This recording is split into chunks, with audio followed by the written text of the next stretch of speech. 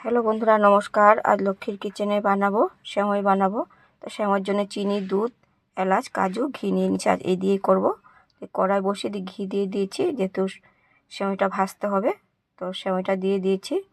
সেমাইটা ঘির মধ্যে ভাজলে খুব সুন্দর লাগে খেতে, গন্ধটা খুব সুন্দর। ঘিয়ের একটা গন্ধ আছে না, খুব দারুণ লাগে।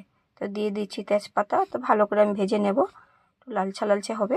তখন দুধটা দিয়ে দিচ্ছি বন্ধুরা। স্টেপটা দেখানো হলো না, তাই তোমাদেরকে আমি বলে দিলাম। দুধ দেওয়া হয়ে গেছে। এদিকে আমি কাজুটাকে একটু থেতো করে নেব, আধা গুঁড়ো করে নিয়েছি। দেখুন এভাবে করে আমি গুঁড়ো করে নিয়েছি সেমাইয়ের মধ্যে দেওয়ার জন্য।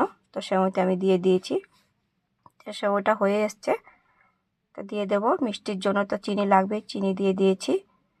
পরিমাণ মতো আন্দাজ করে দিয়েছি, আমি আবার মাপামাপি করিনি। তো তোমরা যতটুকু বানাবে অতটুকু আন্দাজ করেই দেবে। তো এলাচও দিতে হবে তো গন্ধর জন্য। এলাচটাও 4-5টা নিয়ে আমি একটু থেতো করে নিচ্ছি। তো ফাটিয়ে দিলে গন্ধটা সুন্দর বেরোয়। দেখুন এভাবে করেছি। এলাচ দিয়ে দেব।